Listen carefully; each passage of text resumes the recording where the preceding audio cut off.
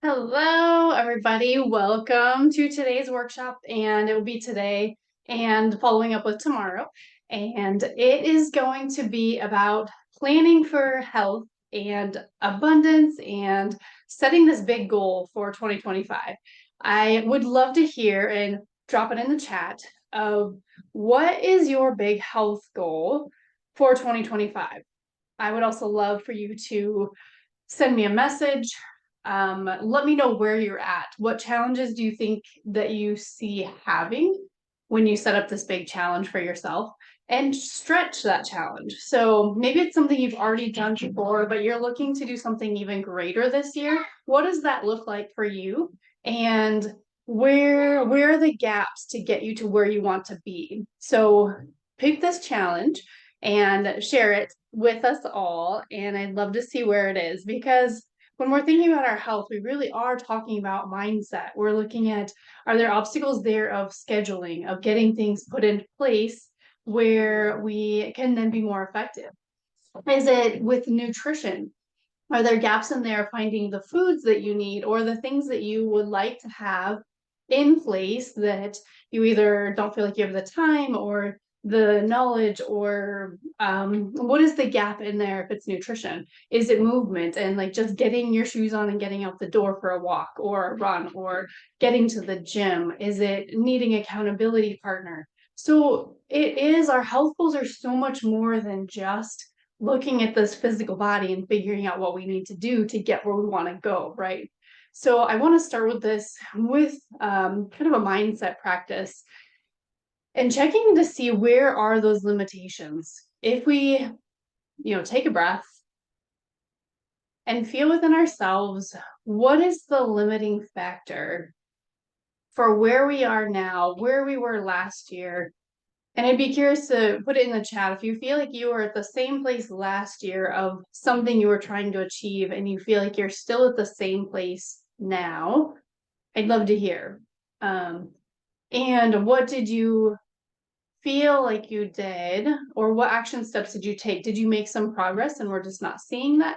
Or do you feel like you slid backwards? Do you feel like there's certain patterns that keep coming out? And that's where we dig into this mindset piece of resetting of what are those obstacles? What stories do we have that are repeating that we need to clear out? And I do a lot of this through like a meditation. And by a meditation, it doesn't have to be, sitting in complete stillness and all of this. It can be a few moments of silence and reflection during the day just to reset, to focus on the breath. And if it's a factor of energy, we're going to look at some, places in our labs that could be like showing up physically in our body with energy, things that are pulling our energy. But it can also be that we feel when we put ourselves out there or we take that step and we're working towards something really big, that it can feel overwhelming at times and we need to reset. So that could be one of those limiting beliefs.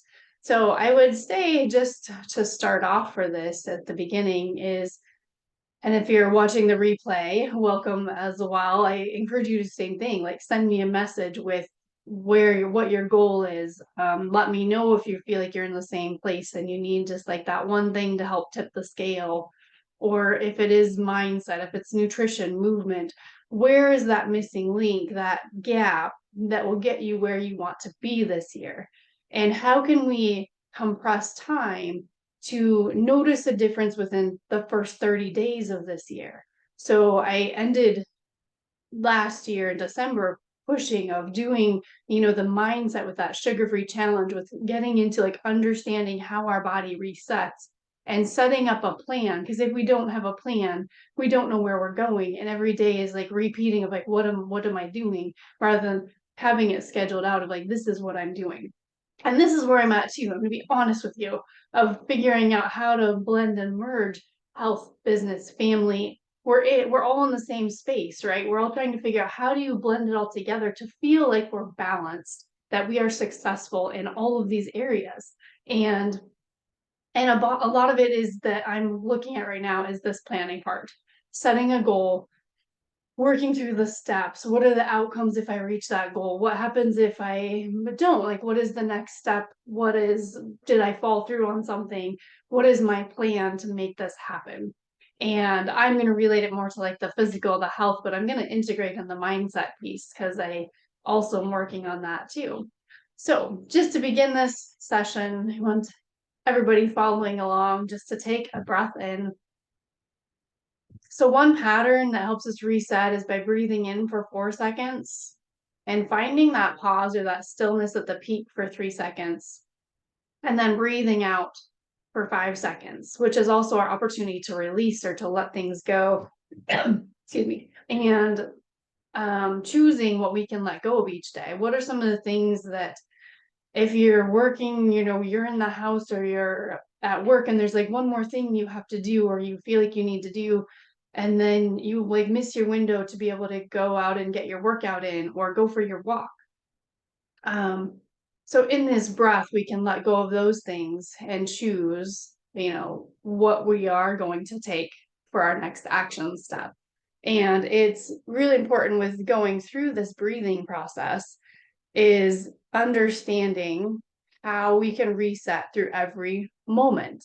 And as we're going through this reset, breathing in for that 4 seconds, finding that stillness for 3, and then finding those nice, long, slow exhalations, breathing out for 5 seconds, and then resetting your priority. So, setting your action for the day, for the 30-day plan of knowing what we're going to be doing so that we know it takes so much time out of the decision making process because we already know what our next step is. So really it's this plan as we're creating 2025, visualizing what we want it to look like, visualizing and seeing the gaps in between, and then how do we get there. So we just did some mindset and the focus. I encourage people also to journal around this, to write down your goals, write down where you're at, write down where you want to be at. And then we're going to look at some of these factors that are within. I'm going to share my screen here, and we're going to start with kind of the basics again, which some people have, we've worked through this already, and but I feel like it's always good to keep going back to what are some of the factors that can help us understand what's going on in this physical body, which is why I'm here to bridge kind of that mental piece to our mindset, but then also looking through things that we already have without having to schedule a doctor's visit and go get more labs run or going through a process that takes time. How can we speed up? Like I said, if we have this year goal, how do we make it happen and see results in 30 days? So this is going to be a functional laboratory evaluation form that I did not create. I received it from a mentor whom I'm working with, Dr. Kylie Burton, and she has used it from another functional specialist. So it's nothing new. And these values, we're looking at these ranges. And the prior classes that I've taught, I have gone through sections, but for this workshop, I want to go through this whole sheet because these are the most common labs that people receive from their doctors when they go in their annual visits. And I would love to see if you have labs and drop it in the chat, yes, or send me a message if you have labs and you are able to, use this form, fill in your numbers, and get an idea of what's going on.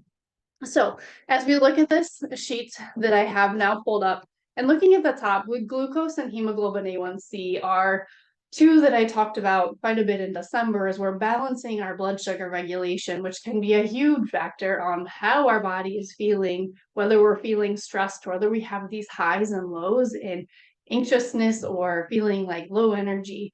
This is a huge factor. Is our body regulating what we're intaking well? And when we're not bringing food, if we're fasting or we're, sleeping overnight, is our body releasing the proper amount of glucose into the bloodstream that will keep our blood sugar regulated? Or do we have these big spikes because of what we're eating or not fueling ourselves when we're working out before and after, or if we're not fueling properly throughout our day, so that then we have these, dips at night that interfere with our sleep. These are huge for figuring out some of those patterns. And we can see on here it's listed as hormone chaos is just, it is a reflection of the bigger picture too, because this is impacted by our cortisol levels that we'll get into in just a little bit. The next factor on here is looking at uric acid. And this one, I'm not going to go through and say the ranges because they're going to be on this sheet that I will share. But with uric acid, we're looking at potentially underlying autoimmune that will have other markers later on as well. So just put that in the back of your mind. If we're seeing imbalances outside of ranges, that's one thing in the back of our mind that we are looking for patterns. So these are not going to be like every single one. I'm not going to be like, okay, we should take this for this, or this for this, or we need to do this because of this. I'm looking for these patterns. The next one's down, the BUN, the creatinine, and the EGFR, the filtration rate of how things are moving through our kidneys. These are going to be looking at, the BUN, potentially hydrochloric acid, which is, instead of thinking the end product of what we're seeing in our results, is what is upstream, what is causing it, what is the root foundation, which is the second factor I like to look at in labs. What are the patterns? What are the underlying factors that we can then take action upon? So hydrochloric acid would mean we're likely not breaking down our protein well. We're maybe too stressed to secrete that hydrochloric acid in our enzymes, or potentially we are on medications that suppress that. But ultimately, what it means is that if we put something, especially protein, into our body's not breaking it down to where we get the amino acids that our body can then build things with. So we then, if we think we can't build things, how is that going to look with our energy? Our energy is not going to be great, right? It will be longer time to recover. It will be feeling more tired after we work out, or the next day feeling really tired. So all of this goes back to, okay, this one factor upstream is actually the root of it, not that we have this low number on our labs. So, and if you have questions as I'm going along, please feel free to drop them in the chat. And I love, feedback, but this is also to take and look through, fill in your numbers and look at these patterns. Filtration rate, high, low, and creatinine, we're looking at kind of how well are the kidneys functioning. And it doesn't mean I'm not diagnosing or treating anything specific, but I'm helping to shift from this body that is either unhealthy or maybe just not where we want it to be at, to getting our bodies where we want to be at that level, like leveling up, setting that next goal that's a little bit higher than where we've been at, preventing injuries, staying healthy, taking that extra, being able to walk every day or hike every day, setting that goal for what it means for you. The ratio, same thing going through. So these ones were all looking at the kidney dysfunction. And then as we get down to sodium and potassium, these are our electrolytes. These are looking at our overall vitality through the adrenals, which are connected to cortisol, and which is that chronic long-term stress that we all have. And we can learn to manage it somewhat, right? We can learn to take the moments to breathe like we did before going in during the day. We can take the time during the day to get in our movement or exercise, which helps reset and rebalance our body. When it's exercise within a range where our heart rate isn't too high, but it's in a nice, slightly elevated range, and sustaining that for a little bit. Because it's really healthy for our hearts to do that. We don't want to push ourselves too much to where we all day long are feeling like this pressure and increased heart rate, increased respiratory rate. We need to reset. We need to be sleeping well. And so we're seeing this of kind of a little bit of a signal of what's happening there when we're looking at these electrolytes, but a little bit too far. And then right below that chloride, we're looking at kidneys again. Carbon dioxide, really this is something we're seeing as we're changing, as you can see on there with diet, depending what we're eating, or ate around that lab draw, or how we're eating in general will be impacted. So we really want more of an alkaline diet, plant-based. Some people will go more carnivore. It kind of depends on what your nutrition plan is. But ultimately, I would say limiting processed foods, limiting, the sugars, things like that that are going to shift our body out of balance more often. And then regardless of your nutrition plan, if we're eliminating those types of foods, we're going to be eating as well as we can for what we can do in the moment. Um, the anion gap is a little bit more with electrolytes and also how our body is detoxifying. How well are we clearing out things that we need to get rid of to be as healthy as possible? And this kind of goes along with the cleanse that we'll talk about tomorrow a little bit. Um, and then going down to calcium, calcium really is somewhat of a reflection of our vitamin D, because vitamin D is not always added to labs. And even there's a lot of resistance around ordering, because some people will say, depending where you live, that, oh, just everybody's low, so we're just going to prescribe it. Or you live in an area that has lots of sun, so you're fine. But really, it is important, and calcium can give an indicator of our vitamin D because they're working together with the signaling along with phosphorus and K2, magnesium, which you'll see phosphorus and magnesium below this as well. They work together to make sure that everything is going where it needs to go in the body so that we are absorbing and as healthy as we can be. So that is what I'm looking for these with our electrolytes balancing, mineral absorption. And then we get down into total protein, albumin, globulin. With these ones, we're all looking at total protein can sometimes be, are we actually getting in enough protein? And this is the one I most commonly see when I'm asking somebody of what they're eating. Are you actually getting about 20 grams 4 to 5 times a day if you're active and if we're trying to maintain lean body mass? That's kind of a general go-to, which is about the size of your palm is going to be a serving size of protein per whatever you're intaking. So if it's meat or if it's your vegetable base, we want about that much for our proteins, and 4 to 5 times per day. If you are doing more, a couple of larger meals, because some people do better with that, then you might be doing a little bit more than that. But our body can only generally absorb about 20 grams of protein per setting. And breaking it down with our hydrochloric acid and absorbing it.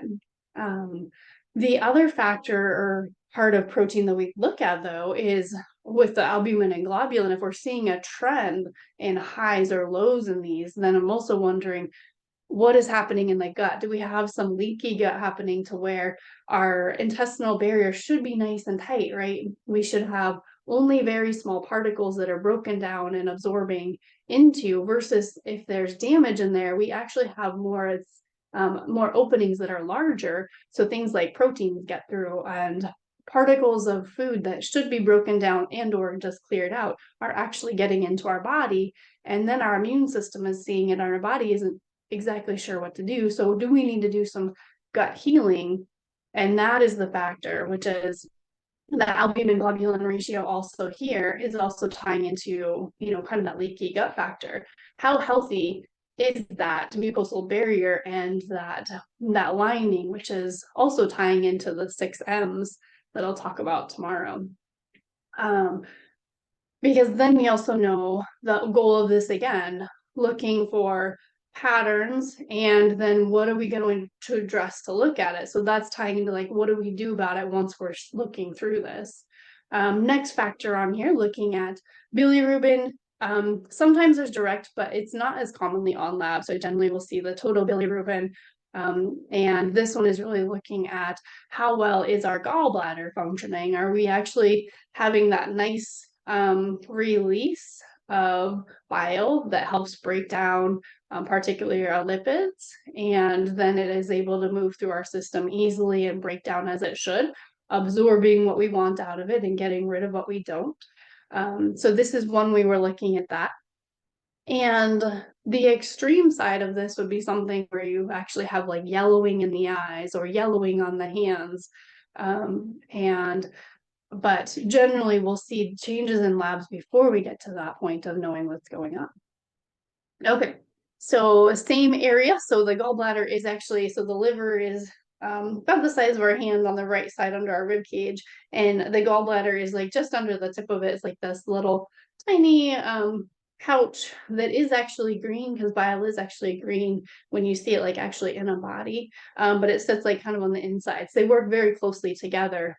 Um, and the next two markers kind of go along with that, with alk phos and the LDH. We're looking at liver function. You'll see on this note that sometimes this alk phos can be high in normal teenagers because of their growth, and this patterning in there. If it's low, potentially we're needing some vitamins or minerals to support this process. So we would kind of look at, again, the overall picture and see, are we seeing other trends where we're noticing a low pattern there? Okay, other parts of the liver are this AST and ALT. These are probably the two that people are the most cued into. If something is out of range, or if somebody goes and something is flagged, it's usually one of these two values. And conventional medicine, where they're thinking liver and they're like, okay, what's going on? They'll often do some imaging, they'll do history. Are there, is there alcohol in part of the picture, or is there non-alcohol fatty liver happening? Is there, something, some kind of structural change? Because our liver is so important for filtering and clearing the toxins from our environment, the plastics from, if we're using like things in the microwave and then we eat it out of plastic, the chemicals within our, our dishwasher, our laundry detergent, if we have things that we're spraying, our liver has to process all of that, the things in our air that we're breathing either outside or inside that are not pure and natural. So our liver can get overburdened. And then we look and see, if we look at root cause and we have a lot of liver stuff, I'm like, all right, we need to clean up, anything around us that we can control. And then we're also looking at what we're putting into our body. How can we support this organ to help it cleanse a little bit more easily?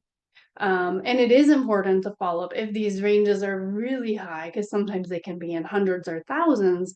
Then I'm also going to look at, just in a little bit, we'll get into the lipid panel. Is there a burden there due to how your body is processing fats, or iron? And is there something else we need to do to support the system through imaging or finding out what's happening? GGTP is not often ordered. This one is generally looking when we're thinking something happening and it's potentially alcohol related, is looking at more of that type of a picture. And then we shift out of liver into the TIBC is going to get onto the first part. I'll bring it up to the top here, into our iron. We'll go to right there. The TIBC, UIBC, serum iron saturation, ferritin, transferrin. So these are all going to be looking together at our iron levels. Most commonly, this section is coming up with women who are still cycling. However, if there are abnormalities and we're seeing either low or more commonly high iron outside of that population, we need to figure out with the TIBC, if we're seeing high levels here, that there could actually be a need for iron. If it's low, generally our iron is being utilized. And this is, so this is like the binding capacity. If we have something to where this is extremely high, and we also have a really high iron level here, and we're seeing saturation. If we're seeing this pattern of high levels, we have to figure out what's happening and why our body isn't using it properly. Or is there something from an external something where we're getting an overload and our body can't keep up with it? But generally it's coming to, like you see on here, a cellular, something's happening cellular to where it's not processing correctly. The serum iron is one of the big indicators that we'll get down into this one. And again, iron is generally added on. It's not commonly ordered on its own unless there's a reason to order it. So these ones are usually ordered because of something else is off. Maybe it's feeling super tired, or having easily bruising, or having different things cognitively happening. Those would be some of the reasons. If you pinch your nail bed on your fingers and then seeing how long it takes for it to get the blood flow back. If we have it to where it takes a long time, or there's like a delayed, that could be something we would say that something might be happening with our iron.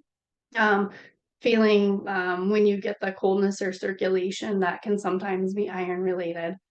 And then the one added onto this is ferritin, which is our iron stores. So oftentimes what we'll see is low serum iron levels, and we also see a low ferritin level. Again, kind of usually in women cycling, but not always. And so that's a pattern. It can be, you see there's different levels for premenopausal and postmenopausal, and then also male levels. The ranges are fairly similar in here. And what we're looking for in this panel is if we're seeing a lot of the high normals, then I'm thinking something like the diagnosis would be hemochromatosis. But really what that means is like it's your body's not processing it well, or there's excess iron. So sometimes people will actually have to go and they donate blood therapeutically. So that's how they can clear out those cells to clear out the excess so their body can reset. And then when we're looking at the low iron side of things, we're looking at how can we support the iron. And so for women, I generally say we're supplementing around the time of cycles. Our body absorbs iron better with vitamin C, enhances iron absorption. Cooking on cast iron can increase our iron. Healthy proteins are going to be good sources. Generally, if you have animal protein based, it's easier, but not essential because there's so many plants that we can lightly steam or saute a lot of our leafy greens, and that will allow us to break down or be able to utilize some of the iron from our vegetables more. The next one down, cholesterol. So I briefly mentioned lipids and how our body handles it. So I'm going to dive more into cholesterol tomorrow, but just as a brief introduction, actually, no, I'm going to cover it today with the hormones. I played around with format a little bit and I pushed all the labs into one day. So cholesterol is really, if it's flagged on labs, you're like, oh, you're eating too much, fats or whatnot, and we need to cut that back is kind of the conventional approach, that with triglycerides. The way we're looking at it, though, is if we're seeing these out of the ranges and we want it at a good level because this is our precursor to our hormones.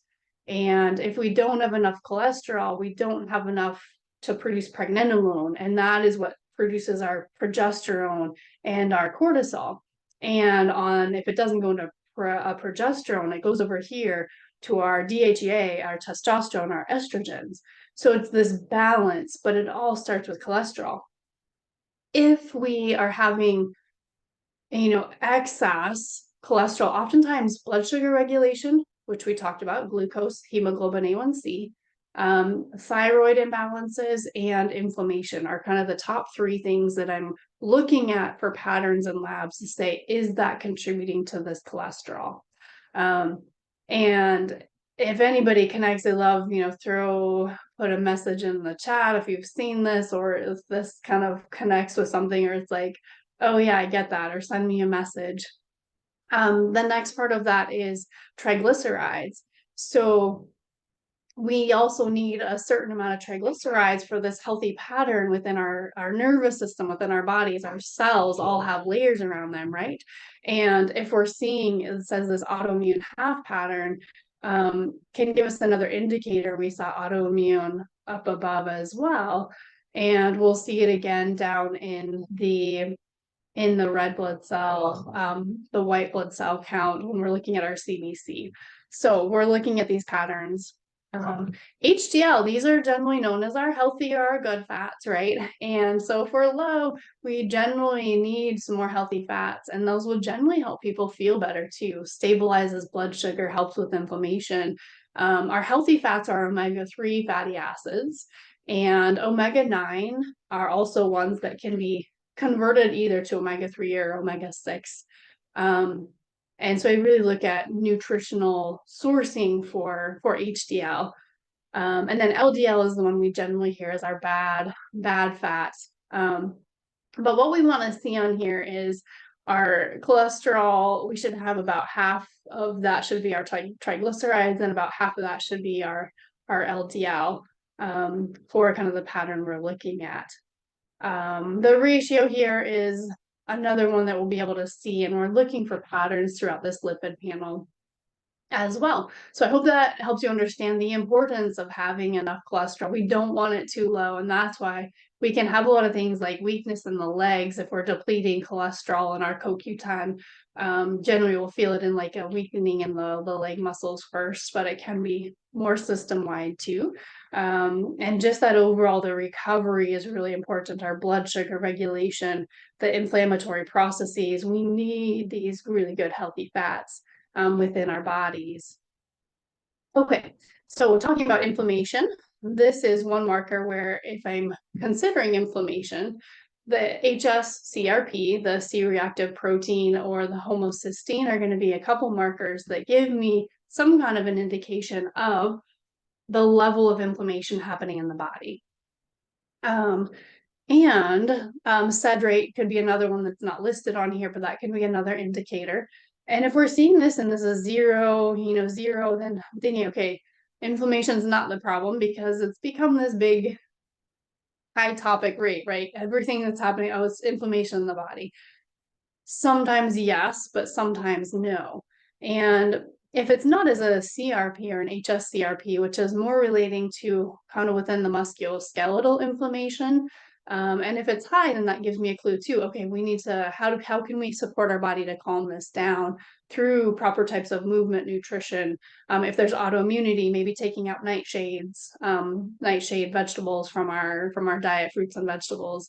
If I'm seeing more elevation within the homocysteine side, it's going to be indicating that we'll see down in our red blood cells more of how are we methylating within our body to produce enough energy and to prevent this side of an inflammatory response. And it also ties into our thyroid. So with each of these, that was probably too much, so I'll bring it back. It's is there inflammation? Is this part of the process? And then we can look to other parts to simplify where do we focus our attention first then. The next part on here, as we're seeing the first part, is TSH. So I hope this is helpful as I'm breaking these down kind of in order of how you'll also be able to fill it out on this form. And TSH is usually the one lab that will be on an annual lab if you're doing regular. So we're looking here at thyroid stimulating hormones. And as we're considering it, is adrenals and pituitary are the other factors contributing to this kind of three-legged stool. So we have our thyroid, our stress hormones, and our reproductive hormones are all communicating with each other. And the thyroid is responsive or receiving feedback to how it responds. But generally this is used as what is the thyroid doing? If this number is high, then the body, the brain down, pituitary, is trying to send a message to the thyroid to do more. It's sending it a bigger signal that it's not doing enough. This can look like sluggishness, sluggish digestion, feeling tired, gaining weight, maybe like a slow, everything is just a little bit slow. When this number is low for TSH, then we're thinking more hyper, like the brain is sending a signal for it to slow down, not sending as strong of a signal, that maybe the thyroid is sending too much of a signal, that we have like heart palpitations, anxiousness, we're sweating, our digestion is like maybe tending toward diarrhea, or more anxious, difficulty sleeping. And so it can give a kind of an indicator of how the thyroid is responding to the system. The T4, T3, free T intake, T3, free T3, reverse T3, free T4. Lots of these abbreviations, but what we're looking at for all of these is the ranges. So for example, and most of these are not run unless you're tracking thyroid specifically. So as we're converting in the body, we're looking for how do we get to the active component of the signal in our body. When we're looking at something like reverse T3, this one can be supporting for overall looking at inflammation, metabolism, how well are the body systems and the stress in the body doing, and it's stealing the T3 that we want to have active. Between T3 and T4, we're looking at how things are converting. Particularly here, we can see autoimmune, which then would follow up with these antibodies, the TPO and the TG thyroglobulin antibodies. So if this is something and everything has been balanced here, this part you can kind of skip over. But if there's anything, if you have other autoimmunity, if you have these challenges with, ups and downs and regulating, these antibodies are huge for supporting and nourishing and figuring out what is happening in the body. Autoimmune means the body is attacking itself. And if it's doing it in one spot or one area, there's likely other areas that are also having this impact. So we're again looking at the underlying cause and trying to figure out where that's coming from. All right, moving from thyroid binding globulin is here, not often ordered on labs. I don't know if I've actually ever had that on, maybe one panel does. So, but we're looking at the trend in that as well. The next one here, vitamin D, as I mentioned, is kind of a big marker for a lot of things. It's actually a hormone. I posted a video on my Facebook shared from somebody else because it is so important of how much vitamin D does for us within our body. So low, we're looking at, we want it to be around 80 or more to actually have our body functioning as it should be. Ideally from sun exposure, direct absorption to our skin. But when we're supplementing, we're looking for this 25 hydroxy, 25-OH, which is only available from two sources that I know, either through prescription or through a product called Sunray, which is a once a week, it's a slower absorption rate so that it actually, and it's more effective because it bypasses a lot of the processing through the liver. It's already broken down like it needs to, because we need to have good gut health and liver health to actually break down and utilize vitamin D that we take through supplementation, unless it's in the specific form. And finally, on this top part, sorry, I don't know if you can hear the dogs or not. The fibrinogen activity is also rarely ordered, but oftentimes this one's looked at for autoimmunity. And so I will just kind of leave it at that. All right, so the last couple minutes that I have, because I want to keep this into a reasonable amount, is the one that I've probably covered the most. This is usually where I start. The white blood cell, red blood cell, this is part of our complete blood cell CBC panel and is the most commonly ordered lab for when going into the doctor or checking if you end up in the ER. They're going to run this because it is packed with gold nuggets within this system. So the white blood cell count, we're looking, these are the ones where I say, especially look at the ranges. High, low, we're looking at infections, which are often low grade infections.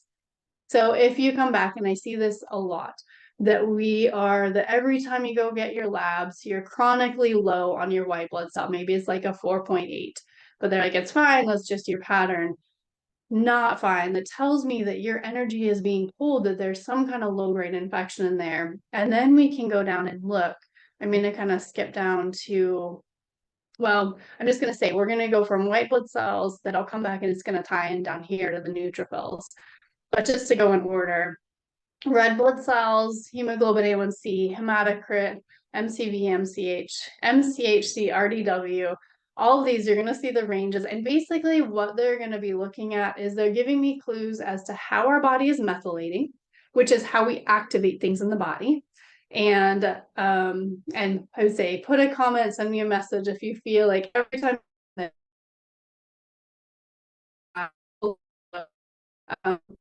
looking at methyl ties into the homocysteine I mentioned earlier.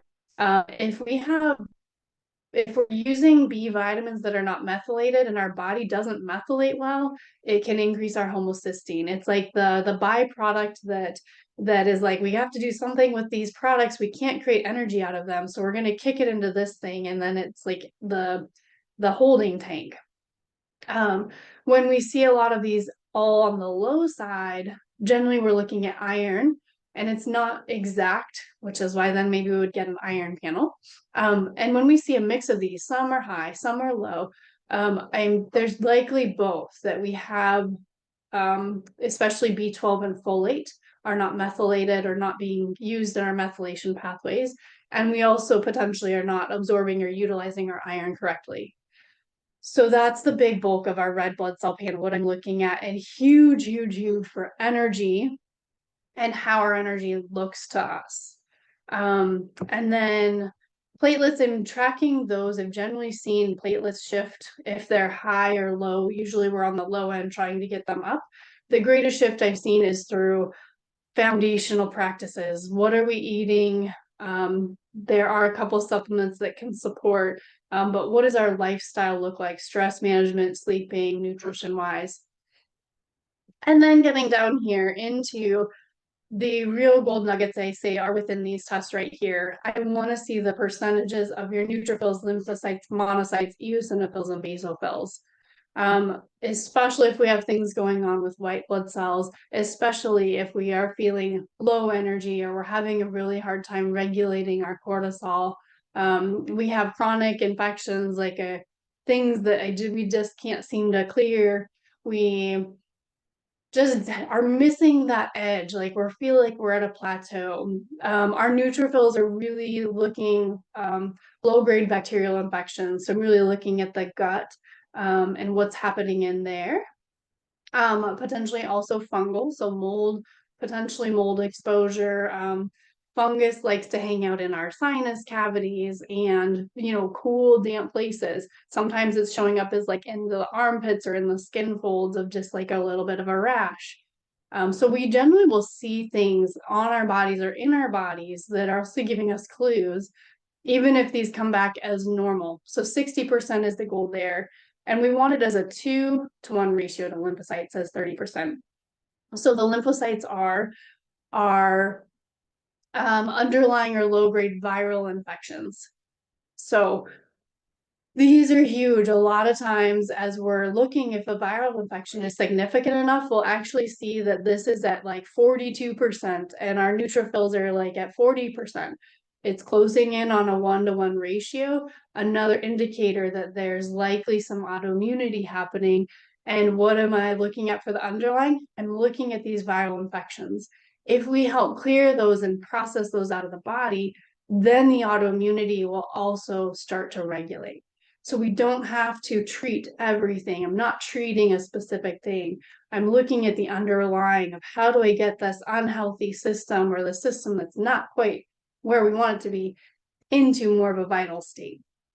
Monocytes also indicate we're thinking of these underlying viral infections. So a lot of times when I'm thinking about these two is mono or Epstein-Barr virus are things that we've heard of or we've had in the past or exposure to when you were as a teenager, and they've, and now you're having like stress or not eating as well or not working out as much.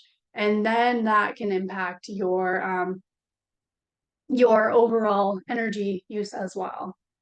And then finally, eosinophils and basophils down here at the bottom, we're number one thinking if these are above 3% and these are above 1%. First thing I'm looking at is food sensitivities, but more so I'm looking at the gut aspect. Do we have some leaky gut like we've seen before earlier in the labs? Are there some of those indicators? Have we taken out foods that don't feel very well to our body, sugars, processed foods? Maybe for some people it's dairy, wheat, gluten, soy, corn. Those are kind of some of the big ones. And a lot of times people are like, yes, I've done all these things. I've taken things out. I don't notice the difference. And then I'm thinking parasites.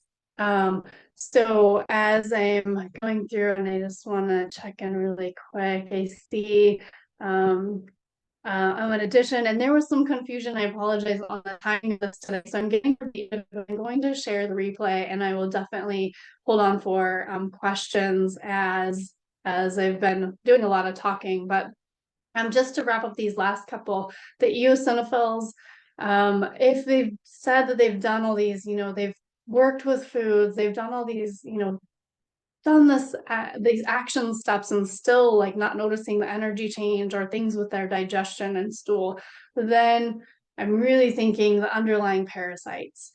There are so many things that are in our environment that allow for parasites to kind of take up residence within our bodies and they hide out. And we can make huge shifts and differences, especially in chronic conditions when we address parasites. But it's also the place that people are like, I don't want to go there. Like I don't like it's kind of gross things that can come out, but also thinking of how much energy and how much DNA they take hold of in our body that we want to be able to release. So really this section right here is gold, and I probably could just do a class on the white blood cell breakdown, the neutrophils, lymphocytes, monocytes, eosinophils, basophils. Pretty much everybody has some kind of clues in there that is showing what is happening in your body. And the last part, I'm not going to do a ton on the hormones. I briefly mentioned earlier with the cortisol, but hormones are really going to be based on kind of when they're taken during either a woman's cycle or an age. And I already kind of did the breakdown of the hormones.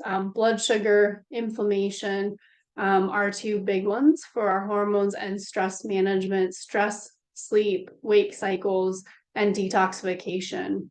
But this is kind of the pathway as we have here where it says blood sugar. Is they kind of got separated out. That actually should be below here. And this should be our cholesterol is our precursor, and then it goes into pregnenolone. And pregnenolone, I can never spell it. OLNE. Pregnenolone. I'll have to see if it'll pick it up on my spell check. Yes, pregnenolone. Okay. And then down here is where I would put kind of some of the three factors that I'll format that later. There we go. That are impacting that. But when we look at this pathway, the big picture is cholesterol coming in, breaks down, pregnenolone is our mother hormone, and it either goes into progesterone and cortisol or DHEA, testosterone, estrogens. So I like to just emphasize this. If we are super stressed all the time, our hormones are going to be pulled into cortisol, which lowers our progesterone. And it's also pulling from this side of the picture over here. So potentially lower testosterones, DHEA, estrogens, or it can also be filtering somewhat okay on this side, but our progesterone compared to estrogen, testosterone is off.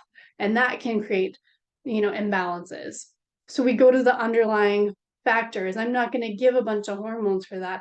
I'm going to address why are we pulling so much into cortisol? What is stressing the body? Is it an emotional? Is it a mind? Is it a body factor that is stressing the system? And then we work around that, and everything else will then flow into its natural cycle. So we're looking at the root. I'm going to stop sharing the screen for right now and come back into here. I will end the recording for now, and I hope this was helpful. Tomorrow we're going to dive into more on what we're going to do with all of this information. So if we have these patterns, what's the next step? And I highly encourage, for most people, it is we're working on this mindset piece, we're working on clearing, and then we're creating a plan. Like I started today, creating your health plan to get where you want to go. So I'm going to stop the recording for now.